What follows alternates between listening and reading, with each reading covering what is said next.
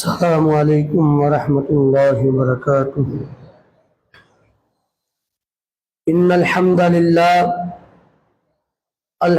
للہ نحمده ونستعینه ونستغفره ونعوذ باللہ من شرور انفسنا ومن سیئات اعمالنا من يهده الله فلا مضل له ومن يضلله فلا هادي له ونشهد أن لا إله إلا الله وحده لا شريك له وأشهد أن محمدا عبده ورسوله أما بعد فإن خير الحديث كتاب الله وخير الهدي هدي محمد صلى الله عليه وسلم وشر الأمور محدثاتها وكل محدثة بدعة وكل بدعة ضلالة وكل ضلالة في النار يا أيها الذين آمنوا اتقوا الله حق تقاته ولا تموتن إلا وأنتم مسلمون يا أيها الناس اتقوا ربكم الذي خلقكم من نفس واحدة وخلق منها زوجها وبث منهما رجالا كثيرا ونساء واتقوا الله الذي تساءلون به والأرحام إن الله كان عليكم رقيبا يا أيها الذين آمنوا اتقوا الله وقولوا قولا سديدا يصلح لكم أعمالكم ويغفر لكم ذنوبكم ومن يطع الله ورسوله فقد فاز فوزا عظيما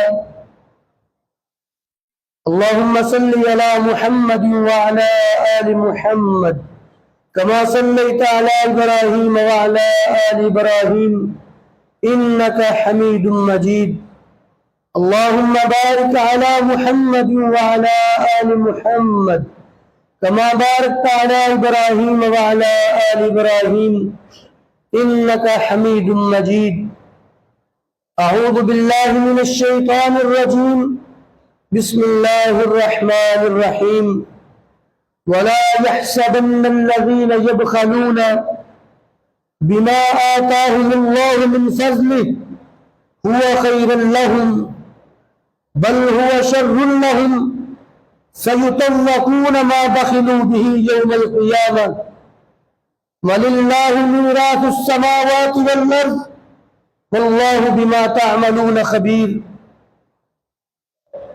ہر قسم کی حمد و ثنا، تعریفات، تکبیرات، تمجیدات، تسبیحات اس اللہ خالق و مالک کے لیے جس اللہ نے یہ زمین بنائی، آسماں بنائے، ان گنت لا تعداد بے شمار درود و سلام امام الانبیاء خاتم الانبیاء جناب محمد الرسول اللہ صلی اللہ علیہ وسلم کی ذات اقدس پر۔ حضرات عزیز وقار، ایک بہت ہی بری اور غیر اخلاقی صفت جو لوگوں میں عموماً پائی جاتی ہے، اور یہ بیماری دل کی بیماری ہے، دل کا مرض ہے، یہ ہے بخل۔ بخل میں نے کنجوسی کرنا۔ اسلام اعتدال کا درس دیتا ہے، میانہ روی کا درس دیتا ہے۔ بخل یہ اسراف کی ضد ہے۔ شریعت کی نظر میں اسراف کہتے ہیں کہ انسان ایسی جگہ پر اپنا مال خرچ کرے جو اس کی ضرورت ہی نہیں ہے، یعنی ضرورت کے علاوہ اپنا مال خرچ کر رہا ہے تو گویا کہ اسراف کر رہا ہے، فضول خرچی کر رہا ہے۔ اور اس کے مقابلے میں بخل کہ جو شخص ضرورت کی جگہ پر بھی خرچ نہ کرے، خواہشات نہیں، جو بنیادی ضروریات زندگی ہیں ان پر بھی اپنا مال خرچ نہ کرے تو یہ بندہ بخیل ہے، بخل کرنے والا ہے۔ بخل بڑی ہی مذموم صفت ہے جس کے بارے میں اللہ رب العالمین نے قرآن کریم میں فرمایا وَلَا يَحْسَبَنَّ الَّذِينَ يَبْخَلُونَ بِمَا آتَاهُمُ اللَّهُ، جو لوگ اللہ کے دیے ہوئے مال میں بخل کرتے ہیں وہ اس بخل کو اپنے حق میں بہتر نہ سمجھیں، یہ نہ سمجھیں کہ ان کے لیے بہتر ہے، بل ہوا شر لہم، یہ ان کے لیے برا ہے۔ کوئی انسان یہ سوچے اگر میں خرچ کروں گا تو مال کم ہو جائے گا، چلو میں اس کو جوڑ جوڑ کے سنبھال کے رکھتا ہوں، اگر اس کو یہ لگتا ہے کہ ایسے جوڑنا یہ میرے حق میں بہتر ہے، مال جمع ہو جائے گا، تو یہ اس کی غلط سوچ ہے۔ بل ہوا شر لہم، یہ مال جمع کرنا، اس میں بخل کرنا یہ ان کے لیے برا ہے۔ کیسے برا ہے؟ سَيُطَوَّقُونَ مَا بَخِلُوا بِهِ يَوْمَ الْقِيَامَةِ، کل قیامت کا دن ہوگا جس مال میں بخل کیا ہوگا اللہ رب العالمین وہ مال ایک انتہائی دردناک عذاب بنا کر ان کے گلے میں ڈال دے گا، وہ عذاب کی صورت اپنا لے گا۔ وَالَّذِينَ يَكْنِزُونَ الذَّهَبَ وَالْفِضَّةَ، وہ لوگ جو سونے چاندی کے ڈھیر جمع کرتے ہیں اور پھر اس میں اللہ کی راہ میں خرچ نہیں کرتے، بخل کرتے ہیں یا زکوٰۃ ادا نہیں کرتے، مالی حقوق کو پورا نہیں کرتے، تو فرمایا کل قیامت کا دن ہوگا اللہ رب العالمین ان کے مال کو ایک سانپ کی شکل دے گا، سانپ، اور وہ سانپ ان کے گلے میں لپیٹ دیا جائے گا اور وہ ان کو ڈسے گا، ان کے ماس کو نوچے گا، اسی طرح وہ اللہ کے در پہ پیش ہوں گے۔ سَيُطَوَّقُونَ مَا بَخِلُوا بِهِ، میں توق بنا کے پہنا دیا جائے گا وہ مال جس میں بخل کرتے رہے۔ اس لیے بخل کرنا اس نیت سے کہ اس طرح مال جمع ہو جائے گا، کوئی وافر پیسے جمع ہو جائیں گے، تو یہ سوچ غلط ہے، بلکہ وہ مال وبال جان بن جائے گا۔ اور پھر اللہ رب العالمین نے قرآن کریم میں فرمایا وَمَن يَبْخَلْ فَإِنَّمَا يَبْخَلُ عَن نَفْسِهِ، جو بندہ بخل کر رہا ہے در حقیقت وہ اپنی ذات پر بخل کر رہا ہے، اس کا مال لوگوں تک چلا جائے گا، اگر اسی طرح مر گیا ورثاء میں چلا جائے گا، در حقیقت وہ بخل اپنی ذات پہ کر رہا ہے، وہ اپنی ذات کو نقصان پہنچا رہا ہے۔ بخل کرنے والا وہ مال جمع نہیں کر رہا، وہ اپنے آپ کا بیڑا غرق کر رہا ہے۔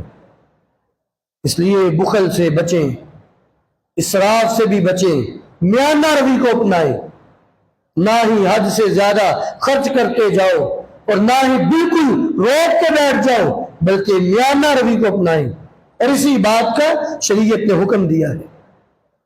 نبی علیہ السلام نے فرمایا، صحیح بخاری مسلم کی روایت، ایاکم والشح، لوگوں بخیلی سے بچو، فَإِنَّهُ أَهْلَكَ مَنْ كَانَ قَبْلَكُمْ، اس بخل نے پہلے بڑی قوموں کو ہلاک کیا، بڑی قومیں اس وجہ سے ہلاک ہو گئی، حَمَلَهُمْ عَلَىٰ أَنْ سَفَكُوا دِمَاءَهُمْ وَأَعْرَاضَهُمْ وَاسْتَحَلُّوا مَحَارِمَهُمْ، میں اس بخل نے ان کے خون بہائے اور ان کی عزتوں کو لوگوں کے لیے حلال کر دیا۔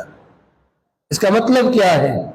مطلب اگر ایک شخص اپنے گھر میں مال جمع کرتا رہتا، انتہائی بخیل مال جمع کیے جا رہا ہے، اب چوروں کو بھنک پڑ گئی، چور اس کے گھر پڑ گئے، انہوں نے اس کو قتل کیا، سارا مال لے گئے، گویا کہ اس کا بخل جو اس نے مال جمع کیا اس وجہ سے اس کا خون بہہ گیا، اس کے خون بہنے کی وجہ اس کا اپنا بنیادی وصف وہ بخل تھا، اس نے مال جمع کیا۔ یہ مطلب نہیں کہ چوری کرنا بڑا اچھا کام ہے، انہوں نے تو گناہ کیا ہی کیا ہے، اور ایک نہیں کئی گناہ کیے، چوری بھی کی، خون بھی بہایا، قتل والا گناہ بھی کیا، لوگوں کی عزت پامال بھی کی، انہوں نے تو کئی گناہ کیے، اس میں حصہ اس کا بھی ہے، اس نے مال جمع کیا، ان کو بھنک پڑی، وہ آگے لے گئے سب کچھ اور جاتے اس کو قتل بھی کر گئے۔ پہلی قوموں میں، پہلی امتوں میں بخل کی وجہ سے بہت سے لوگوں کا خون بہہ گیا۔ وَاسْتَحَلُّوا مَحَارِمَهُمْ، اور ان کے محرم رشتے حلال ہو گئے۔ کیسے؟ جب ظاہری بات ہے وہ گھروں میں گھستے، برے لوگ جب گھر میں آتے تو وہ عزت بھی نیلام کرتے، مال بھی لے جاتے، عزت بھی ختم کر جاتے۔ اس لیے بخل انسان کی جان کا دشمن بن جاتا ہے، اس کی عزت تک کو خراب کر دیتا ہے۔ بخل سے بچیں، یہ دنیا کا نقصان ہے، آخرت کا تو بیان کر دیا نا، وہ ان کے گلے میں توپ ڈال دیا جائے گا۔ یہ دنیا کا نقصان ہے کہ جان بھی خطرے میں اور عزت بھی خطرے میں۔ جتنا مال دنیا کا زیادہ جمع کریں گے اتنا ہی جان خطرے میں رہے گی۔ تو میرے بھائیوں، یہ انتہائی برا وصف۔ اور پھر نبی علیہ السلام نے فرمایا، اللہ تعالیٰ کو اپنی مخلوق میں، بندوں میں سب سے زیادہ جس چیز سے نفرت ہے وہ دو وصف ہیں۔ اللہ تعالیٰ کو سب سے زیادہ جس چیز سے نفرت ہے، جس وصف سے، وہ دو وصف ہیں، اس لیے ان دونوں سے بچنا چاہیے۔ شر ما فی الرجل، برا ترین وصف جو کسی بندے میں پایا جا سکتا ہے وہ کیا ہے؟ فرمایا کہ جبن خالع، ایک ایسی بزدلی جو ہر ایک کے آگے گرا دے اس کو، انتہائی بزدل، انتہائی بزدل۔ تو جو بزدل ہوگا نہ وہ دنیا کے اندر رہ سکے گا، نہ اپنے گھر والوں کی حفاظت کے لیے کچھ کر سکے گا، نہ وہ محنت میں آگے بڑھ سکے گا، اور اسی طرح نہ وہ جہاد کے میدان میں جا سکے گا، وہ اللہ کے لیے لڑ نہیں سکے گا۔ جو بزدل ہوگا، تو فرمایا کہ سب سے برا وصف جو اللہ کو اپنی مخلوق میں جو برا ہے، نفرت ہے جس سے، ایک بزدلی اور دوسرا بخل۔ وَشُحٌ ہَالِكٌ، ہلاک کر دینے والا بخل، کہ مال جمع کیے جا رہا، کرتے کرتے موت آ گئی۔ أَلْهَاكُمُ التَّكَاثُرُ حَتَّى زُرْتُمُ الْمَقَابِرَ، مالوں کی کثرت نے تمہیں ہلاک کر دیا حتیٰ کہ تم قبروں تک جا پہنچے، مرنے کے قریب پہنچ گیا، ابھی تک مال کی جان نہیں چھوڑ رہا، بخل کی جان نہیں چھوڑ رہا، ابھی بھی یہ نہیں سوچتا کہ میں اپنے آگے کے لیے کچھ بھیج دوں۔ اس لیے میرے بھائیوں، اللہ رب العالمین کو یہ دو وصف انتہائی ناپسندیدہ ہیں، ان سے بچنا چاہیے۔ وعن انس بن مالک رضی اللہ تعالی عنہ قال قال رسول اللہ صلی اللہ علیہ وسلم ثلاث مہلکات، جناب انس بن مالک فرماتے ہیں نبی علیہ السلام نے فرمایا تین چیزیں انسان کی ہلاکت کے لیے کافی ہیں، انسان کو ہلاک کر دیتی ہیں، یعنی انسان کی ہلاکت کا ذریعہ بن جاتی ہیں تین چیزیں۔ پہلی، ہوا متبع، ایسی خواہش جس کا پیچھا کیا جائے، جس کی پیروی کی جائے، دل میں جو خواہش آئی وہی پوری کرنے نکل پڑے۔ کبھی دل کیا کہ آج جو ہے فلاں چیز خریدنی ہے، اس کے پیچھے دوڑ پڑے، کبھی دل کیا فلاں چیز کھانی ہے، اس کے پیچھے دوڑ پڑے، پھر نمازیں بھی ضائع ہو رہی ہیں، پھر اذکار کے لیے وقت بھی نہیں مل رہا، قرآن کا وقت بھی نہیں مل رہا، رشتہ داروں کی عیادت کا وقت بھی نہیں ہے، سب کچھ دینی احکامات پسے پش ڈال دیے، اپنی خواہش کے پیچھے بھاگا جا رہا ہے۔ اس لیے اللہ رب العالمین نے قرآن کریم میں فرمایا وَأَمَّا مَنْ خَافَ مَقَامَ رَبِّهِ وَنَهَى النَّفْسَ عَنِ الْهَوَىٰ، جو اپنے رب کے سامنے کھڑا ہونے سے ڈر جائے اور اپنے نفس کو خواہشات سے روک کے رکھے۔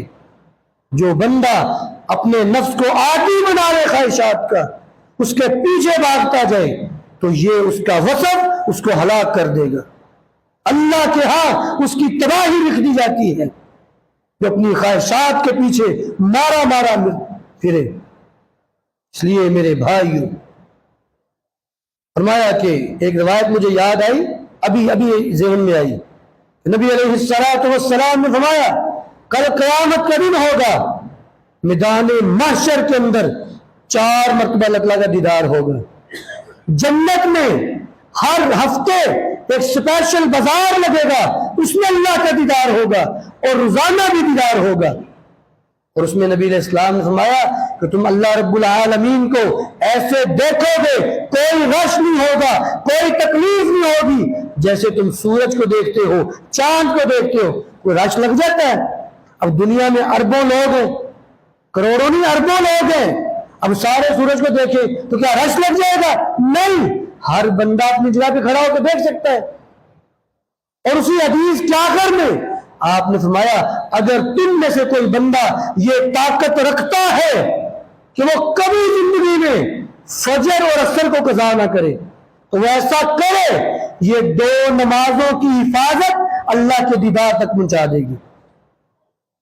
وہ نماز جو طلوع شمس سے پہلے ہے یعنی فجر کی, اور وہ نماز جو غروب شمس سے پہلے ہے یعنی عصر کی, یہ 2 نمازیں. ویسے تو باقی میں بھی کوتاہی نہیں کرنی, یہ مطلب نہیں ہے, کیونکہ یہ بات سمجھ لے جس بندے نے یہ 2 نمازیں تو پڑھی باقی چھوڑ دی, اس کی یہ 2 بھی ضائع ہیں. ایک نماز کی کوتاہی بھی قابل برداشت نہیں ہے. فویل للمصلین, ایسے نمازی جو اپنی نمازوں میں سستی کرتے ہیں ان کے لیے بھی ہلاکت ہے. اس لیے خاص طور باقی بھی پڑھنی ہے, خاص طور پہ جو بندہ اپنے دل میں یہ نیت کر لیتا ہے کہ اللہ آج کے بعد تیرے چہرے کو حاصل کرنے کے لیے, تیرے چہرے کو دیکھنے کی خاطر اللہ میں ان 2 نمازوں کی خصوصی حفاظت کروں گا. پھر اس معاملے میں نہ کوئی میٹنگ رکاوٹ بنتی ہے, نہ کوئی لالچ رکاوٹ بنتی ہے, نہ کوئی کاروبار بنتا ہے. جہاں وقت ہو گیا بس نماز کے لیے نکل پڑا ہوں. ان 2 نمازوں کے لیے اللہ تعالیٰ اس بندے کو اپنے چہرے کا دیدار کروائیں گے. کتنا بڑا عمل ہے. اس لیے نفس کی خواہش کے پیچھے لگ جانا اور اللہ کے احکامات کو ضائع کرتے جانا فرمایا یہ انسان کو ہلاک کر دے گی. تو 3 چیزیں ہلاک کرنے والی. پہلی, ایسی خواہش جس کا پیچھا کیا جائے. دوسرے نمبر وَشُحٌّ مُطَاعٌ, ایسا بخل جو نفس کی عادت بن جائے, نفس کی عادت بن جائے. بخل عادت ہی پڑ گئی ہے, دل کرتا ہی نہیں ہے خرچ کرنے پہ, اللہ کے راستے میں دینے سے یا کسی غریب مسکین کو دینے سے, کسی کو کھانا کھلانا, دل کرتا ہی نہیں ہے. بس دل کرتا ہے جو آئے مجھے ہی مل جائے, سب کچھ مجھے ہی مل جائے. اتنا بخیل. ایسا بخل جو انسان کی عادت بن جائے یہ بھی انسان کو ہلاک کر دے گا. اور تیسری چیز یہ بھی بڑی عام ہے, اعجاب المرء بنفسی, آدمی کا خود کو اچھا سمجھنا. میں بڑا بہتر ہوں, مجھ جیسا کوئی نہیں ہے, میں بڑا عظیم انسان ہوں, میں نے ایسے کیا, میں نے ویسے کیا. جہاں بیٹھتا ہے اپنی تعریفیں کیے جا رہے, اپنے قصے, اپنی باتیں, اپنی ہی بات کرتا جا رہا, میں نے کیا, میں نے یہ کیا. میرے بھائیوں, آدمی کا خود کو بہتر سمجھنے لگ جانا کہ میں باقی معاشرے سے بہتر ہوں, میں ان سے آگے ہوں, یہ سمجھنا یہ بھی اس کی ہلاکت کے لیے کافی ہے. اس لیے یہ 3 چیزیں انسان کو ہلاک کر دیں گی. بخل سے بچے, ایسا بخل جو انسان کی عادت بن جائے. جناب عبداللہ بن عمر بیان فرماتے ہیں ایک مرتبہ ہم نبی علیہ السلام کے پاس بیٹھے ہوئے, ایک آدمی نے سوال کیا, اللہ کے رسول یہ نظر کے حوالے سے کچھ بتائیں. نظر, ایک بندہ نظر مانتا ہے, جیسے آج کل بچوں کے پیپر ہوئے میٹرک کے, اگر میں پاس ہو گیا پیپروں میں, بورڈ کے پیپروں میں پاس ہو گیا تو میں 10 نفل پڑھوں گا. یا کوئی کہتا ہے اگر میرا فلاں کام ہو گیا, میری فلاں نوکری لگ گئی, میں 1 دیکھ دوں گا اللہ کے راستے میں. یہ نظر بندہ مان لیتا ہے. اس کے بارے میں بتلائیے. تو نبی علیہ السلام نے فرمایا کہ نظر تقدیر کو نہیں بدلتی, نظر تقدیر میں تبدیلی نہیں کر سکتی. کوئی بندہ یہ مت سوچے اگر میں ایسے کہوں گا کہ اللہ مجھے پاس کر دے گا. اگر تمہاری تقدیر میں فیل ہونا لکھا تو فیل ہی ہوگے, اگر پاس ہونا لکھا تو پاس ہی ہوگے. اگر تمہاری قسمت میں فلاں جگہ سے رزق لکھا ہے تو وہ ملتا رہے گا, خواہ تم نظر مانو یا نہ مانو. نظر تقدیر میں تبدیلی نہیں کرتی. وَإِنَّمَا يُسْتَخْرَجُ مِنَ الْبَخِيلِ، یہ تو بخیل آدمی سے پیسے نکلوانے کا طریقہ ہے. بخیل آدمی اللہ کے لیے ویسے خرچ نہیں کرتا، وہ اپنے اللہ پہ شرطیں لگا دیتا ہے. اللہ تو میرا یہ کام کر، پھر میں یہ کام کروں گا، پھر میں ایسے کروں گا، تیرے راستے میں دوں گا، لیکن کب؟ جب میرا یہ کام کرے گا.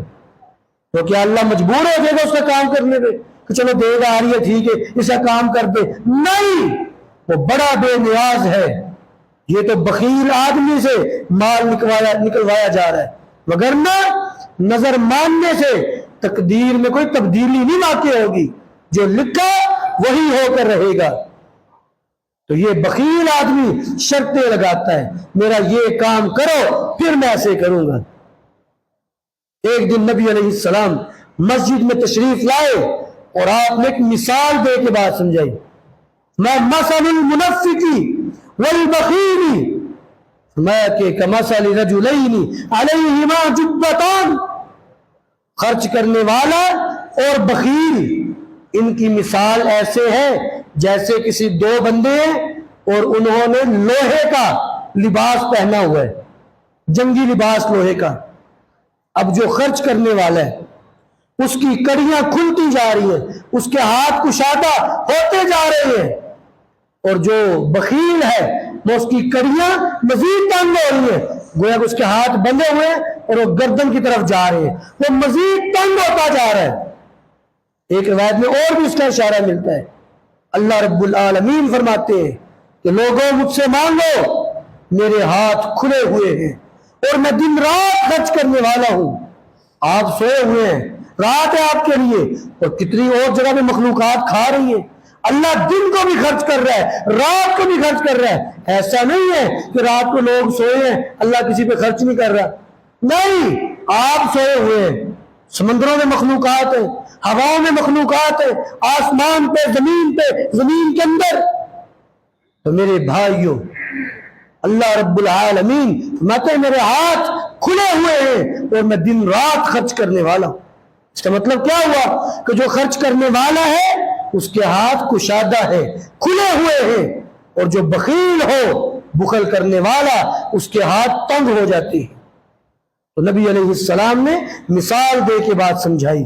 اس لیے بخل ایک انتہائی برا وصف، بلکہ نبی علیہ السلام کی دعا میں یہ دعا شامل تھی: اللہم انی اعوذ بک من الہم والحزن واعوذ بک من الجبن والبخل واعوذ بک من العجز والکسل واعوذ بک من غلبۃ الدین وقہر الرجال. آپ صبح و شام کی دعا میں یہ دعا پڑھا کرتے تھے. اس دعا کے اندر نبی علیہ السلام نے 8 چیزوں سے پناہ مانگی ہے، 8 چیزوں سے. اللہم انی اعوذ بک من الہم والحزن، اے اللہ غموں سے، پریشانیوں سے تیری پناہ چاہتا ہوں. غم اور پریشانیاں انسان کو اس سے پناہ مانگنی چاہیے. اگر آ جائے تو صبر کرے، واویلا نہ کرے، صبر کرے، اللہ سے دعا کرے، اللہ اس پریشانی کو دور کر دے. پناہ کیوں مانگی آپ نے؟ پناہ اس لیے مانگی کہ غم اور پریشانیاں یہ انسان کی صلاحیتوں کو دبا دیتے ہیں.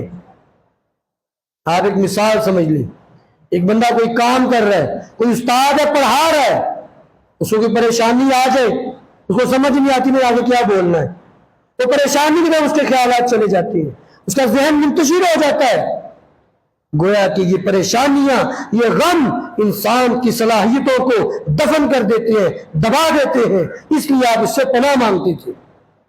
وَأَعُوذُ بِكَ مِنَ الْعَجْزِ وَالْكَسْلِ، اے اللہ عاجز آ جانے سے تیری پناہ مانگتا ہوں.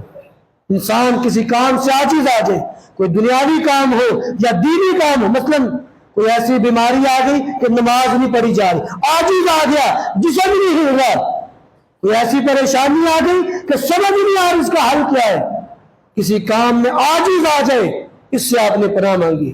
والکسل، اور سستی سے، سستی، ہر وقت سستی پڑی رہے، کوئی کام نہ کرنا پڑے، بس آرام ہی کرتا رہوں میں، محنت نہ کرنی پڑے، اس سے بھی آپ نے پناہ مانگی. کیونکہ مومن دنیا میں محنت کرنے کے لیے ہے. جس بندے کو سستی کی عادت پڑ جائے گی پھر وہ نمازوں میں بھی سستی کرے گا, پھر وہ رات کو اٹھے گا تہجد کے لیے, وہ تو کبھی بھی نہیں اٹھے گا. مومن چست ہوتا ہے. ظاہری بات ہے اس نے عبادات میں بھی چستی دکھانی ہے, اس نے جہاد کے میدان میں بھی سستی دکھانی ہے. اور بندہ جہاد کے میدان میں جائے اور اس کو نیند آ رہی ہو, آنکھیں بند کر کے کھڑا رہے, تو گردن اتر جائے گی, مارا جائے گا پھر. اس لیے آپ سستی سے پناہ مانگتے تھے. تیسری فرمایا کہ وَأَعُوذُ بِكَ مِنَ الْجُبْنِ وَالْبُخْلِ, اے اللہ بزدلی سے تیری پناہ مانگتا ہوں اور بخل سے تیری پناہ مانگتا ہوں. بخل اور بزدلی یہ انتہائی برے وصف ہے دونوں, ان سے آپ نے پناہ مانگی. اور پھر فرمایا وَأَعُوذُ بِكَ مِنْ غَلَبَةِ الدَّيْنِ وَقَهْرِ الرِّجَالِ, انسان پہ قرضہ چڑھ جائے اس سے پناہ مانگی. قرضہ چڑھتا ہی جا رہا ہے, بڑھتا ہی جا رہا ہے, کم ہو ہی نہیں رہا, اس سے آپ نے پناہ مانگی ہے. اور لوگوں کا انسان پہ غالب آ جانا, غلبہ پا لینا, کہ آپ مغلوب ہو جائیں, آپ کو کسی کام پہ مجبور کر دیا جائے, آپ مغلوب کر دیا جائے, اس سے بھی آپ نے پناہ مانگی ہے. بعض لوگ ایسے کہتے ہیں جی وہ شادی تھی ہمیں مجبور کر دیا گیا, اگر آپ فلاں کام نہیں کریں گے, فلاں رسم نہیں کریں گے, ہم آپ کی شادی پہ نہیں آتے. مجبور کیا جا رہا ہے اس کو کہ فلاں گناہ کرو, فلاں رسم کرو, پھر ہم آئیں گے, مگر نہ ہم نے نہیں آنا. فلاں کام نہ کیا آپ کا ہمارا رشتہ ختم. یہ مجبور کیا جا رہا ہے, اس سے آپ نے پناہ مانگی. تو میرے بھائیوں, نبی علیہ السلام آپ کی دعا میں یہ چیز شامل تھی, آپ اس سے پناہ مانگا کرتے تھے. اس لیے بخل ہر حالت میں مذموم ہے. اللہ رب العالمین نے قرآن کریم میں فرمایا وَيْلٌ لِكُلِّ ہُمَزَةٍ لُمَزَةٍ الَّذِي جَمَعَ مَالَهُ وَعَدَّدَهُ, ایسا کمینہ شخص جو مال کو جمع کر کے رکھتا ہے اور گن کے رکھتا ہے, ایسے بندے کے لیے ہلاکت ہے, تباہی و بربادی ہے. ایک اور مقام پہ اللہ رب العالمین نے فرمایا أَرَأَيْتَ الَّذِي يُكَذِّبُ بِالدِّينِ, کیا آپ اس بندے کے بارے میں نہیں جانتے جو دین کو جھٹلاتا ہے, دین کو جھٹلاتا ہے. کیسے؟ فَذَلِكَ الَّذِي يَدُعُّ الْيَتِيمَ وَلَا يَحُضُّ عَلَى طَعَامِ الْمِسْكِينِ, نہ یتیم کو کھانا کھلاتا ہے, خود بھی نہیں کھلاتا اور کسی کو ترغیب بھی نہیں دیتا. اگر آپ خود کھلا سکتے ہیں کسی غریب کو کھانا کھلا دو. اچھا اگر آپ کے پاس مالی استطاعت نہیں ہے, طاقت نہیں ہے, آپ جانتے ہیں اپنے کسی دوست کو, کسی بھائی کو, کسی محلے دار کو اس کو ترغیب دلائیں کہ بھئی فلاں شخص غریب ہے, اس کے پاس کھانا کھانے کے لیے استطاعت نہیں ہے, ابھی اس کے کھانے کا انتظام کریں. آپ کسی کو ترغیب دے دو, یا خود کرو یا کسی کو ترغیب دو کہ وہ اس کو کھانا کھلائے. اور اسی آیت کے آخر میں اللہ رب العالمین نے جہنمیوں کے بارے میں فرمایا فَوَيْلٌ لِّلْمُصَلِّينَ الَّذِينَ هُمْ عَنْ صَلَاتِهِمْ سَاهُونَ الَّذِينَ هُمْ يُرَاءُونَ وَيَمْنَعُونَ الْمَاعُونَ, ایسے نمازی جو اپنی نمازوں میں سستی کرتے ہیں, ریاکاری کرتے ہیں اور ماعون سے روکتے ہیں. وَيَمْنَعُونَ الْمَاعُونَ, ماعون سے روکتے ہیں, ایسے لوگ جہنمی ہیں. معون کیا ہے؟ معون عربی میں کہتے ہیں معمولی چیزوں کو, معمولی چیزیں. مجھے یاد ہے ہمارے استاد محترم, انہوں نے اپنے گھر میں الماری کا ایک حصہ, ایک خانہ مختص کیا ہوا تھا, اس کے اوپر اتنا کاغذ لگایا ہوا تھا المعون, اس کے اوپر لکھا ہوتا تھا المعون. اور اس کے اندر کیا ہوتا تھا؟ چمچے, 2-4 کولیاں, نمک, کنگا, شیشہ, معمولی چیزیں ہیں. بعض لوگ اتنے بخیل ہوتے ہیں وہ کہتے ہیں یار یہ کنگھی دینا, اور نہیں کنگھی نہیں ہے, شیشہ دینا, یا نمک دے دو, نمک تک نہیں دیتے کسی کو. یہ معون ہے, اور معون سے روکنے والے جہنمی ہیں. یہ جہنمیوں کا وصف ہے کہ وہ معون سے روکتے ہیں. معون میں نے معمولی چیزیں. اس لیے یہ وصف پیدا کیجئے جب آپ شاپنگ کرتے ہیں, خریداری کرتے ہیں, جو عام چیزیں, زیادہ مہنگی نہیں, عام معمولی چیزیں, تو آپ وہ بھی خرید لیں. خرید مثلا کھلونے لیے آپ نے اپنے بچوں کے لیے, تو 50-100 کے 2 کھلونے زائد لے لو. آپ کو پتہ ہے کہ محلے میں فلاں یتیم بچہ ہے, اس کا باپ سر پہ نہیں ہے, وہ بڑے مشکل حالات میں ہے, اس کو وہ کھلونا دے دو. اس کو کوئی چیز کھلا دو، یہ معون ہے۔ جو لوگ معون کو اپناتے ہیں یہ اہل جنت کا وصف ہے۔ اور بخیل بندہ ایسا ہوتا ہے جو لوگوں کو معون سے روکتا ہے۔ اس لیے میرے بھائیوں، ان چیزوں کو اپنائیے، غور کیجئے، کتنی معمولی چیزیں ہیں جن میں ہم کوتاہی کا شکار ہیں۔ اسی طرح اللہ رب العالمین نے قرآن کریم میں اہل جنت کے صاف بیان کیے، فَأَمَّا مَنْ أَعْطَى وَاتَّقَى وَصَدَّقَ بِالْحُسْنَى فَسَنُيَسِّرُهُ لِلْيُسْرَى۔ پہلا وصف جو اللہ کے راستے میں عطا کرے، فَأَمَّا مَنْ أَعْطَى، اللہ کے راستے میں دے، بخل نہ کرے، وَاتَّقَى، اور تقوی اپنائے، وَصَدَّقَ بِالْحُسْنَى، اور ہر نیکی کی تصدیق کرے، فَسَنُيَسِّرُهُ لِلْيُسْرَى، ہم جنت کا راستہ ایسے بندے کے لیے آسان کر دیں گے۔ ایسا بندہ جو اللہ کے راستے میں دینے والا ہے، خرچ کرنے والا ہے۔ ایک روایت میں نبی علیہ السلام نے فرمایا، یقول العبد مالی مالی، بندہ کہتا ہے ہائے میرا مال، ہائے میرا مال، وَإِنَّ الْمَالَ مِن مَالِهِ ثَلَاث، حالانکہ آدمی کا مال صرف 3 طرح کا ہے، ما اکل فافنا، جو اس نے کھا لیا اس کا جزو بدن بن گیا، فنا کر دیا، یہ اس کے اپنے کام آ گیا، اس کی بھوک ختم ہو گئی۔ دوسرے نمبر پہ ما لبسا فابلا، جو اس نے لباس بنا کے پہن لیا، وہ سیدھا کر دیا، وہ بھی اس کے کام آ گیا۔ تیسرے نمبر پہ ما آتا فاقنا، جو اللہ کے راستے میں دے کر جمع کر لیا، یہ بھی اس کا مال ہے۔ وما بقی فہو للورثہ، اس کے علاوہ جتنا بھی مال چھوڑ کے جاؤ گے وہ تمہارا نہیں ہے، وہ تمہارے ورثاء کا ہے۔ ساری زندگی محنتیں کر کے کما کے تھک گئے اور بعد میں مر گئے، بچے یاشی کر رہے ہیں اور تم حساب کتاب دے رہے ہو، بتاؤ کہاں سے کمایا، بتاؤ میرے راستے میں کتنا خرچ کیا۔ یاشی وہ کریں گے ورثاء، اور حساب تمہیں دینا پڑے گا۔ اس لیے غور و فکر کیجئے کہ میں نے اپنے آخرت کے گھر کے لیے کیا کیا ہے، میں نے اس گھر کے لیے کیا جمع کیا ہے۔ اللہ ہمیں سمجھنے کی توفیق عطا فرمائے، اللہ ہمارے اعمال کی اصلاح فرمائے۔ سبحان ربک رب العزت عما یصفون وسلام علی المرسلین والحمد للہ رب العالمین۔